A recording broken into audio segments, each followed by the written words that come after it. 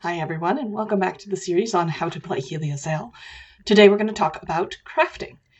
You'll find the rules for crafting in the skill section under the crafting skill, because crafting is a skill that you can use and improve just like any other skill in the game. It is a body skill. But before it gets into the different crafting tricks that you can take, the book actually explains all of the actual mechanics for how crafting works, so that's what we're going to go through together today. Crafting is counted in crafting sessions, so every item that you want to craft has a number of sessions it will take to do so, and each crafting session is a 4-hour block of time for your character. So this means that you need to have 4 hours uninterrupted to work on a crafting session. You also need to have access to materials for that crafting session. Heliosail has absolutely no component tracking or anything like that. Instead, it's assumed that you have the materials to work on the item that you need, as long as you are in a place where you could reasonably go out and get those materials, or you're in a designated workshop. So if you are in civilization of any kind, a port, at a town with shops, anything like that, then you have access to materials. Similarly, if you have a dedicated workshop for the type of crafting that you want to do, such as a tech lab for robotics, then you have access to materials. This can be in the form of an NPC's workspace or a machine shop, or literally a room in your ship, because ships have custom rooms. So that's what you need to craft. As far as how crafting actually works, is that for each crafting session, you're going to make a crafting skill check. This works just like any other skill check. It's going to be 3d8 plus your crafting skill modifier. And if you roll a 13 or higher, then the crafting session is successful and you make progress on your project. If you roll anything less than that, then that crafting session does not count towards the progress of your project. And if you roll a critical failure, then you have to scrap the project and start over. If you roll a critical success, your crafting session actually counts as 2 sessions towards finishing the project. To give you an idea of kind of what I mean by these crafting sessions, let's go to the bioscientist pages real quick.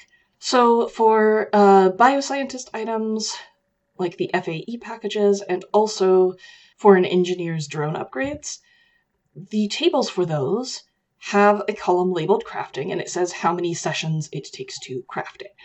So for example, if you're a bioscientist and you're making a microdose package, then you need 3 successful crafting sessions.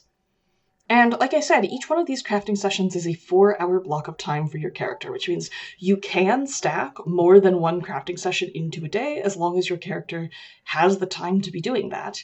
The only time that is not the case is during travel, because travel has its own system and kind of special rules. The crafting system also supports making custom items with a few simple guidelines. So we'll go through these together. You see here, simple items take 1 session, and simple items are described as having no moving parts, no electronics, and they are not things that can deal or reduce damage. So basically, they can't be weapons or armor. And then I give some examples of what counts as a simple item. Clothing is a simple item. Various trinkets, jewelry. A spyglass counts as a simple item because even though you twist it to focus, that is not an automatic moving part. And handcuffs are also a simple item. Average items take 2 sessions to craft. These can have automatic moving parts. They can be electronics with up to 3 functions. These can also be items that provide contested game mechanics and give bonuses to individual skills. What contested mechanics means is if you create an item that has an effect on a target, that person must be able to make a skill check of their own to avoid or negate the effect. Weapons are going to be the most common example of this, but it can apply to non-weapon things as well. Difficult items take 3 sessions. These can be complex electronics with programming. These can be items that require the target to make an attribute save. Anything that is an area of effect counts as a difficult item, and any items that entirely negate damage or some other ability can be difficult items, but they must be single use only. Some examples of this are going to be radios, engines, emergency self-activating shield, gravity boots, simple robots like a robotic vacuum cleaner, matter transporter, things like this. And lastly, there's very difficult items. This is up to 4 sessions. All complex robotics are difficult items, as is any kind of AI programming, the ability to make decisions, identify the difference between friend and foe. Anything that allows a repeated automatic success or confers good or bad luck counts as a very difficult item, and anything that invents new game mechanics is a very difficult item. My examples here would be any kind of drone or a health life scanner. Obviously, these are very broad categories, and because this is meant to support you making new items that you just kind of dream up, this is going to be the kind of thing that your captain is going to have to make a call on how many crafting sessions it requires to make. Now, that covers all of your ordinary crafting, but there is still one last category. It's called special projects.